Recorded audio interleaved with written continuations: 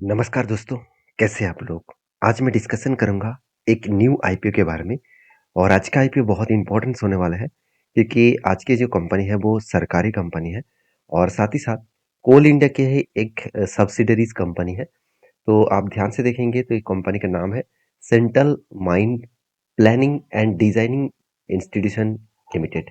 तो बेसिकली 1974 में इस कंपनी स्टार्ट हुआ और सेंट्रल माइनिंग जो प्लानिंग डिजाइन इंस्टीट्यूट कंपनी है वो आप देख सकते हैं सपोर्ट सर्विसेज अक्रॉस एंटर जो है वो कोल इंडिया के मतलब कोल एंड मिनरल जो मतलब एक्सप्लोरेशंस है एंड माइनिंग्स है। तो इसके ऊपर कंपनी काम करते हैं। तो कंपनी के डेटा पॉइंट ऑफ बेसिस में बात करूँ तो ऑफिशियल वेबसाइट आएंगे तो आपको यहाँ पे पता चलेगा ये कंपनी किस बेसिस में काम कर रहा है। आपको देखने को मिलेगा कंपनी माइनिंग डिजाइनिंग के ऊपर काम करते हैं और कंपनी का जो विजन है वो यहाँ पे क्लियर कट कंपनी मेंशन किया है। और एक सरकारी कंपनी है, सरकारी कंपनी में दो चीज आपको ध्यान रखना पड़ेगा कि इसमें ग्रोथ ऑफ अपॉर्चुनिटी बहुत कम होता है और अगर कंपनी अच्छा है तो उसमें एक अच्छा खासा लिस्टिंग देखने को मिल सकता है। तो क्या सचमुच कंपनी अच्छा है? चलो उसके बारे में भी चर्चा कर लेते हैं। तो कंपनी के बिजनेस जो वर्टिकल्स देखा जाए तो geographically company explorations and resource के ऊपर कंपनी काम करते हैं। माइंस प्लानिंग एंड डिजाइनिंग के ऊपर कंपनी काम करते हैं। एनवायरमेंटल जो प्लानिंग है मॉनिटरिंग है उसके ऊपर काम करते हैं। साथ ही साथ जियोमेट्रिक रिमोट सेंसेस मतलब सेंसिंग एंड सर्विस मतलब सर्विस सर्विसेज के ऊपर कंपनी काम करते हैं। तो कंपनीज के जो मतलब परफॉर्मेंस है आप देखेंगे तो कंपनी मतलब पेफर्ड जो कंसल्टेंट है फॉर कोल इंडिया लिमिटेड तो 61% पेफर्ड करते हैं। तो कंपनी की टोटल जो मैन्युफैक्चरिंग होते हैं 85 मिलियन टन्स माइनिंग होते हैं। साथ ही साथ कंपनी का रीचिंग जो है अप टू 420 मीटर्स तक रीचिंग यहाँ पे देखने को मिलता है। तो कंपनी के जो डेटा पॉइंट्स है वो मैं आपके साथ शेयर किया हूँ। अभी चलो कंपनी के फाइनेंशियल डिटेल्स देख लेते हैं। अगर डेटा देखें तो कंपनी 2023 में 1900 करोड़ का टोटल एसेट था और 2024 में करीबन 2100 करोड़ का और 2025 में करीबन 2600 करोड़ का टोटल एसेट था।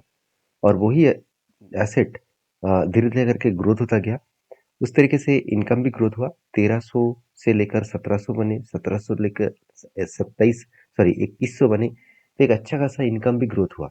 और उसके साथ साथ अगर प्रॉफिट देखें तो प्रॉफिट भी मैसिवली जंप हुआ क्योंकि 296 करोड़ से सीधा सीधा 503 करोड़ बने, ऑलमोस्ट दुगना के आसपास। उसके बाद 600 मतलब 666 करोड़ बने। तो यहाँ पे भी एक अच्छा खासा प्रॉफिट ग्रोथ देखने को मिला।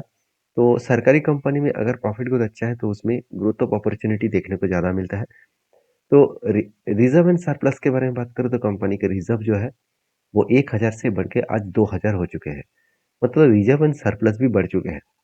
अभी इस कंपनी के इस आईपीओ लेने का मेन मकसद क्या है? कंपनी बता रहा है कि the company will not receive any मतलब जो प्रोसीड है फ्रॉम द ऑफर। मतलब यहाँ पे कंपनी उतना डिस्क्लोज नहीं किया गया है।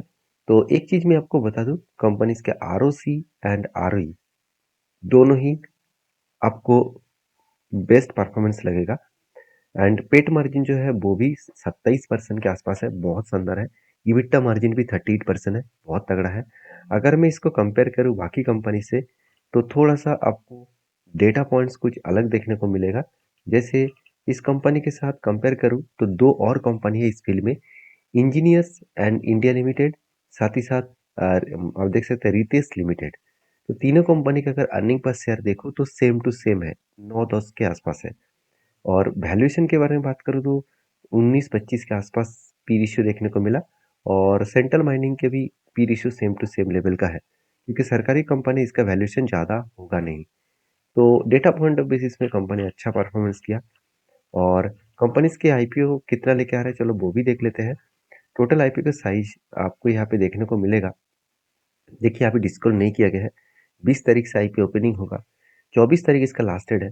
और इस आईपीओ में टोटली जो देखा जाए तो पूरा डिटेल्स यहाँ पे देखिए ऑफर फर्स्ट सेल है, तो टोटली जो है sales type offer first sale है, फ्रेश इशू नहीं है। मतलब पूरा का पूरा प्रोमोटर के जेब में जाएगा पैसा, जितना पैसा वो मार्केट से उठाने वाला है। तो मैंने पूरा डिटेल्स आपके साथ मेंशन किया। आईपीओ का ओपनिंग डेट है 20 तारीख, क्लोजिंग डेट है 24 तारीख और आईपीओ का लिस्टिंग डेट है 30 तारीख। तो इस कंपनी की एक पॉइंट्स बाकी रह गया, वो है कंपनी का ग्रे मार्केट प्रीमियम। अगर मैं ग्रे मार्केट प्रीमियम एक बार आपके सामने ओपन करूं, तो यहाँ पे डेटा पॉइंट बेसिस में 11% दिख रहा है। मतलब एक अच्छा खासा ग्रे मार्केट प्रीमियम देखने को मिल सकता है। तो देखिए सारे डिटेल्स मैंने आपके साथ मेंशन किया। वीडियो अच्छा लगे तो लाइक करें, इस तरीके से अपडेट पाने के लिए मुझे फॉलो करें। Thank you.